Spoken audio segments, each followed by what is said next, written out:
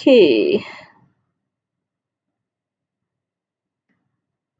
part one.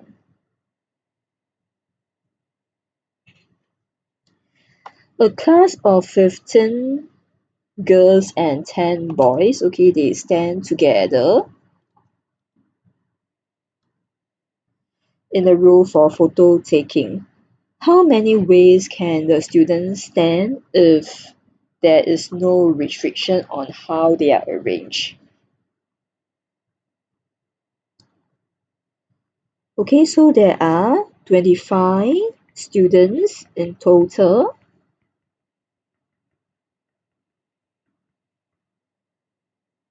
So there will be 25 factorial ways, okay, for the students to be arranged.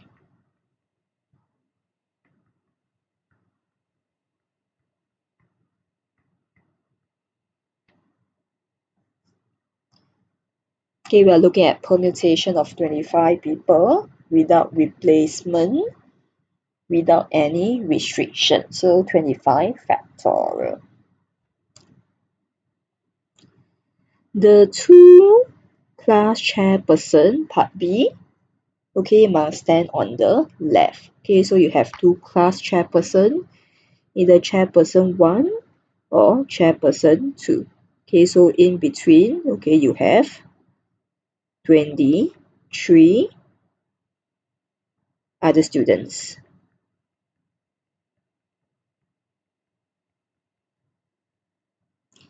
Okay, so we realize that, okay, we just need to arrange the 23 other students, okay, since the two chairperson must always stand on the left. Okay, sorry, I made a mistake over here. Okay, for this question, the two chairperson must stand on the left. Okay, so this drawing is slightly wrong. Okay, so this is C1. Okay, both of them are on the left. So let's say this is C1, C2. Okay, so we just need to arrange the 23 other student. So to arrange the 23 other student, we have 23 factorial way to do that. Okay, however, okay, other than, okay, arranging it as C1 and C2, okay, it's also possible for the two chairperson to stand as C1, C2 first, followed by C1, followed by 23 other students.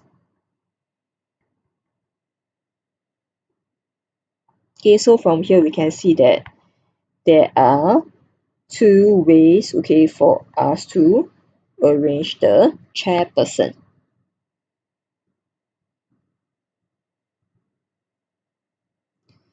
Okay, so altogether, okay, this would be the answer, okay, 23 factorial times 2.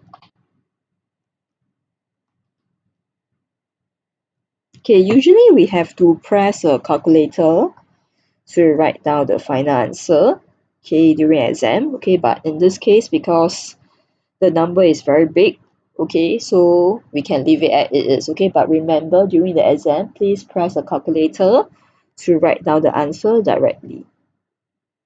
Okay, part C.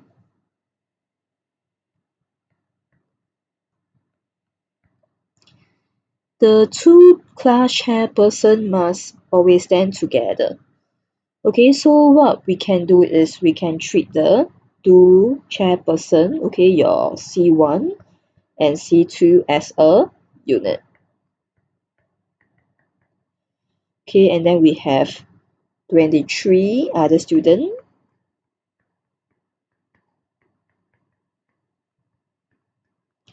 Okay, so altogether, we will have to arrange 24 units in total. So there will be 24 factorial ways to arrange this 24 units.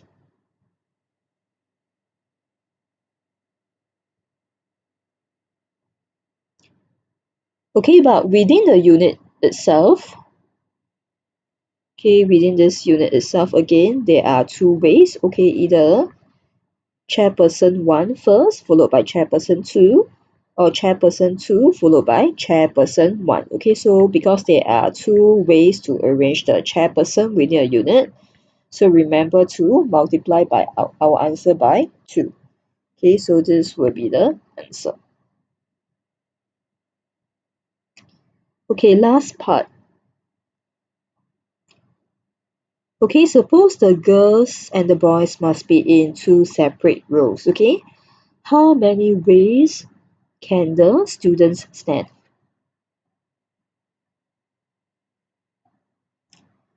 Okay, so what we can do is we can arrange. Okay, let me look for a space to write fields. Okay, maybe let's do the last part over here. Okay, so what we can do is, okay, we can arrange the boys.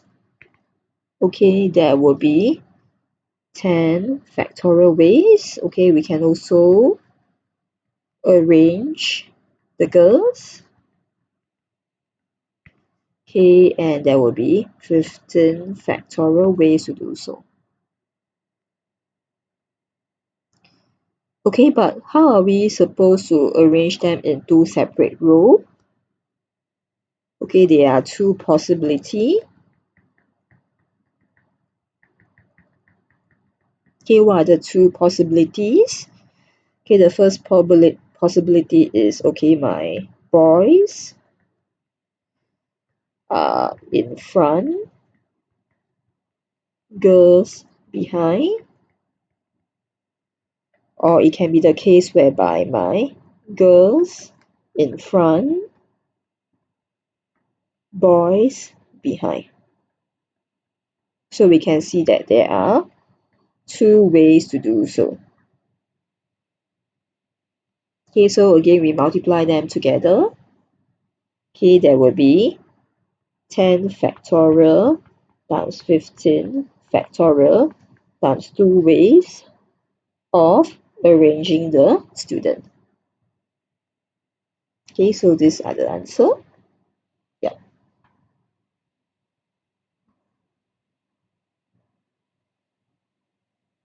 Okay, question 2. How many three-letter code word can be formed from the word English? Okay, so notice that we actually have 7 distinct letter.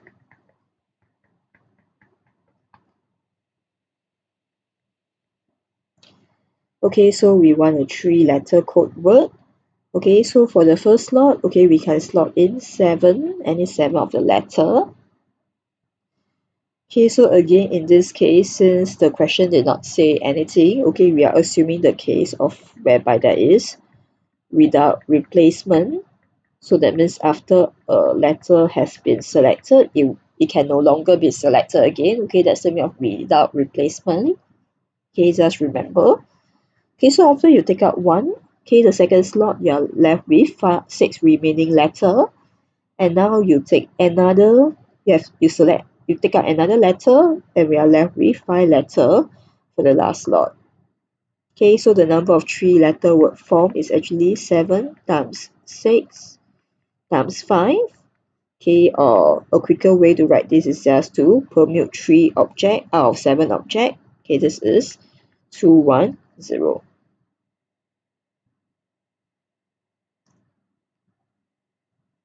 Okay, part B. How many 3-digit number can be formed from the digit 1 to 7? Okay, if repetition is not allowed. Okay, so this is the same as part A, just that now we are looking at digit instead of letter. Okay, so again, repetition is not allowed. Okay, so we will have 7 times 6 times 5. Okay, 7p3. So we will have 210 digit number that can be formed. Okay, part C. Okay, a waiting room contains a row of 7 chairs. Okay, in how many ways can 3 of these chairs be occupied by 3 people? Okay, so let's look at the first people. Okay, not first people, sorry, the first person. Okay, the first person can take any of the 7 chair.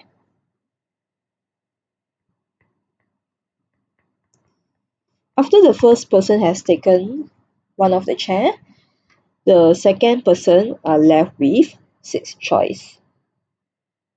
Okay, 6 chairs, okay, 6 choice. And after the second person has taken away one option, the third person are only left with 5 choice of chair. Okay, so again, does this look familiar to you? Again, this is 7 times 6 times 5. 7 per 3 permute 3 out of 7 object. Okay, so this is 210 again. Okay, part D. In how many ways can the first, second, and third prizes be awarded to a group of 7 people, assuming that each person can be awarded only one prize?